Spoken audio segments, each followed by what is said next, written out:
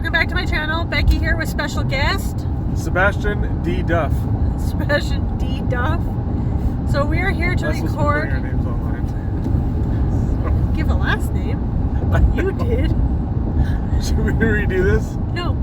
So we are here to record a tag video that I saw by Eric on Break Even Books by I can't remember his name, but it's like science, something to do with science. So this is a original tag by him, so I'll link both of those videos down below. And this is the book shopping tag, so kind of like your book like shopping habits, what you do. Don't try and hold it, that's just gonna shake. Yeah, no. So as you can tell, we are on the road for a road trip. Road trip. Wait, Yay. I'm gonna pause it for a second. Oh, that thing fell down. So we got our energy drinks here for hashtag not sponsored. For our road trip. But Monster, please sponsor us. We'll take it. Maybe. It's your channel, I don't know. This is my first time drinking the Monster one. I usually drink Rockstar, but these were on sale. Hey, book shopping tag, hit me. How do you buy books? Ask the rest of the question. How? Physically, because you believe in the power of touch, or online because interactions are overrated? Yes. Everyone hates interactions. Well, we're in the middle of a global pandemic right now, so it's mostly online, but I like, if I can, I'd prefer to do it in person. And there are some books, like I have a texture thing, depending on the texture, sometimes I like touch something and I'm like, oh, that's disgusting. So buying a book online and then getting it and then feeling it, you're like, wow, that sucks. I was not prepared for that at all. Dogs farted. Yeah. So gross. You want me to answer the question? So yeah, you can answer the question. So I prefer online, but I prefer in person, but I do a lot of online as well. If I do mine on video games, I do mine on books, and it's usually not online, it's usually in person because I buy them on a whim most of the time. Yeah, you're not like a huge reader, so it's more like you're at the bookstore with me and you're just you're browsing like sections that interest you, and then you'll find a book. You read a lot more manga than I do, and you'll be like, oh, this sounds good, or I've heard good things, and then you'll buy it. For console gaming, I always prefer like physical copies. Because of the pandemic, it'd be the same answer. I'm ordering it online, but I'm ordering the physical copy. But usually I like to go out and see the game for myself out in the wild. Not that it matters. If it's a game I'm super interested in, I'll just buy it online. Do you prefer bigger bookshops or smaller ones? I like being able to go somewhere like Chapters, which is our big box store, kind of like Barnes & Noble. Because because they're a big box store, they can offer more and more selections and stuff like that. But I do love going to like these little independent stores and stuff and like finding like hidden gems or personal, like I try to buy book bags from these places or like a pin or something like that that's like special to them. And yeah, I like both. They're good for different reasons. Yeah. Little bookstores, you can find like little hidden gems and stuff more easy. Yeah.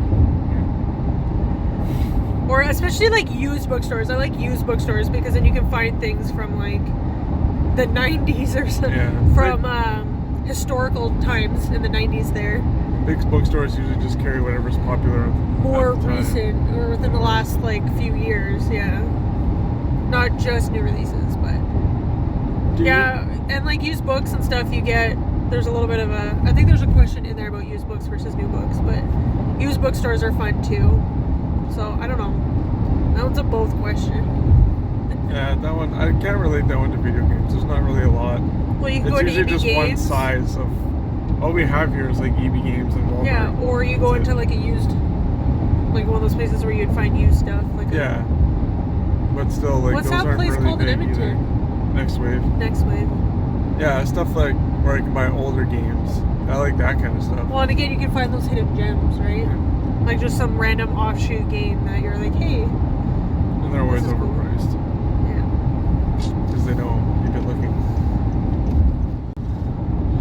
Do you prefer to buy books when they're brand new, being the first to touch them, it being in great condition? Or do you prefer used ones, the book having character, history, and personality? I like the idea of a book having history character. A bunch of tears and rips and coffee stains. And yeah, no, it has to be in good used condition. I have to still be able to read the book. But I don't mind, like, I don't want necessarily one with the covers falling off and stuff like that, but I don't mind used books at all. And they're a lot cheaper. Yeah.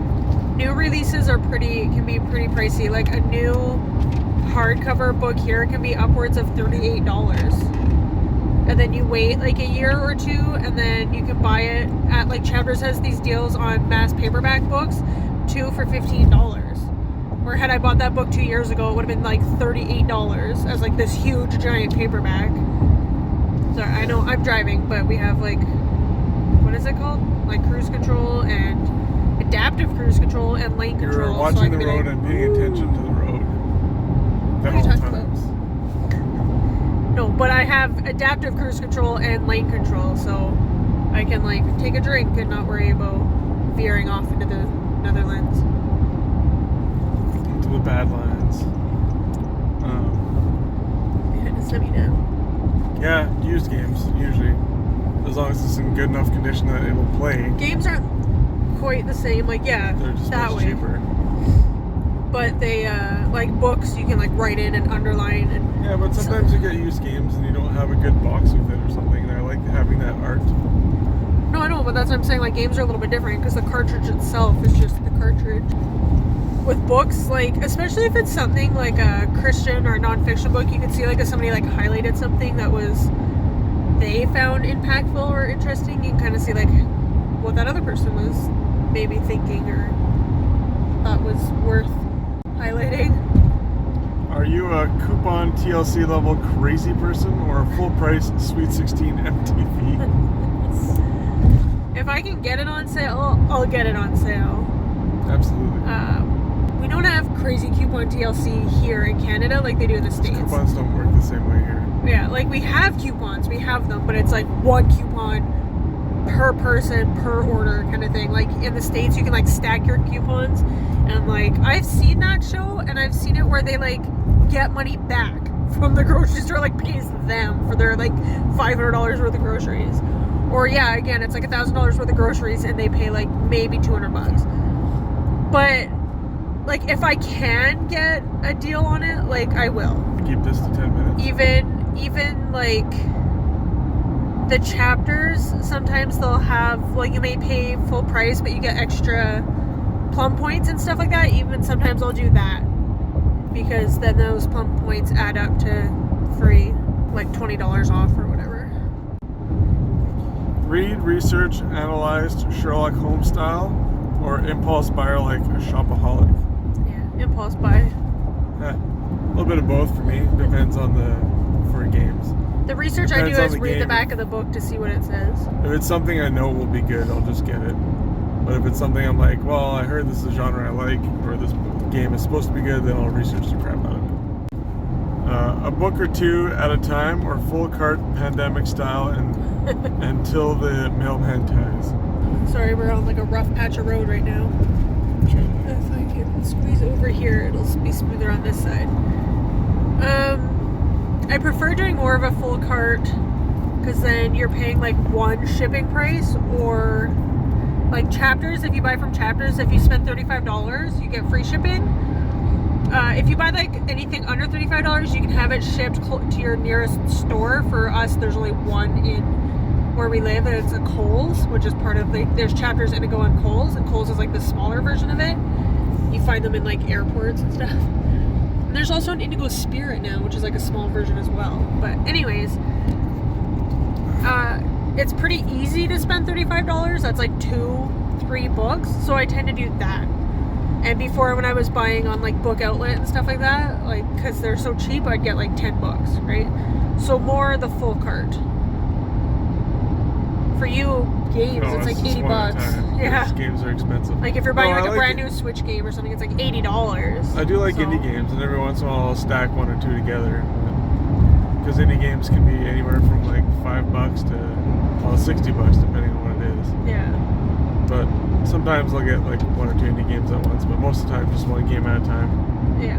Keeps you busy for a while. New and recent releases, or older and classics? I'm not want like to. newer books, or do you like just the classics? I don't read a lot of. I try to read classics like Jane Eyre and stuff like that. We read 1984 a little while ago, like 2 years ago now, and I have like Brave New World classics, like classics. I don't mind older books from like the 90s and early 2000s. I'll read them if it sounds interesting to me. But being a part of BookTube now, I've been reading a lot more new releases, and I need to get back to reading what's already on my bookshelf, which would be probably anywhere from like 2020 release to like, early 2000s probably. So like, I'm fine with either. I don't read just new releases. Probably more before BookTube, it was probably more not brand new releases. Anyways. Are you a pre-order total fan freak, or wait until it arrives at the bookshop because it can wait? I don't pre-order a lot of books. I have to be pretty interested in it, or like I pre-ordered a Ballad of Songbirds and Snakes, which was like the prequel to The Hunger Games, because I was interested in that one, and if it wasn't for BookTube, I probably wouldn't have even heard about it. So I would have just bought it. I would have been like, hey, this is new, and bought it. And then I pre-ordered Clara and the Sun, only because it sounded interesting. And like I said, Chapters was doing a promotion that if you buy most anticipated releases, like pre-orders, you would get 500 bonus plum points for every pre-order. So that was pretty much it. There pretty much has to be like a promotion attached to it, or a book I'm highly interested in. Yeah, I like pre-orders because then you can play it for games, because then you can play it the day it comes out, the second it comes out. And then sometimes pre-orders will give you little bonuses. They do like bonuses inside the game, and there's this whole stigma with, I'm not going to get into it, with video games and pre-orders, and how it kind of like incentivizes companies to be crappy.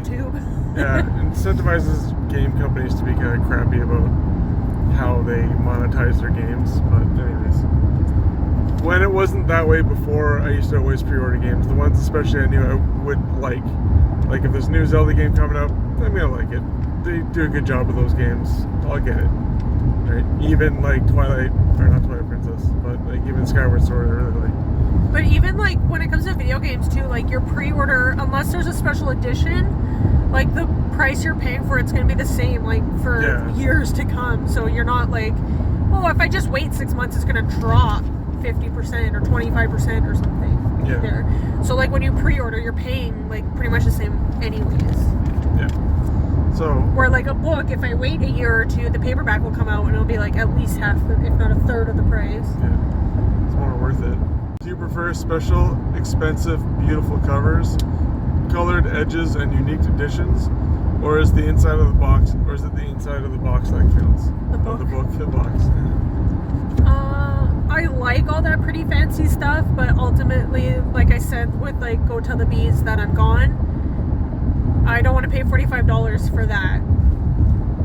Yeah. Like to me, it's more what's on the inside. I like those editions are really beautiful and stuff, but especially with the Outlander one where it's number 9 in the series, if it's just a standalone, I might spend the money on the beautiful cover. Yeah.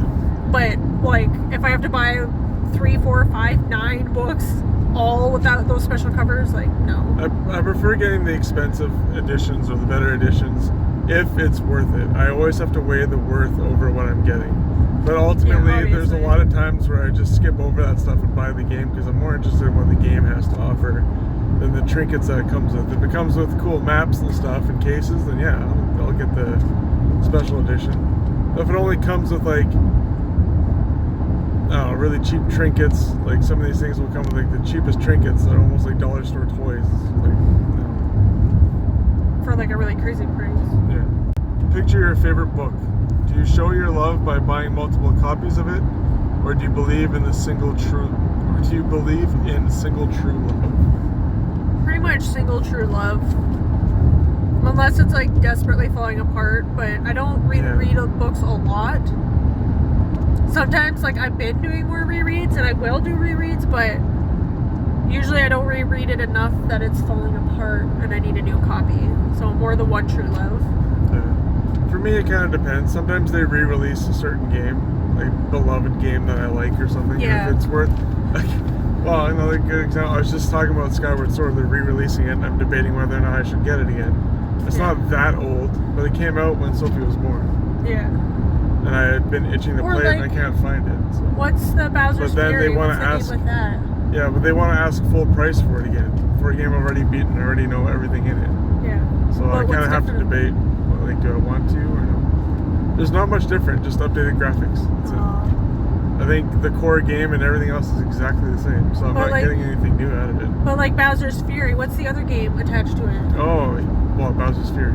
No, it's what's 3D the World. 3D World. The Mario 3D World they re-released, but they added like a whole new game to it with Bowser's Fury, so that was worth paying that one's the worth price. It wasn't just like one level. Yeah.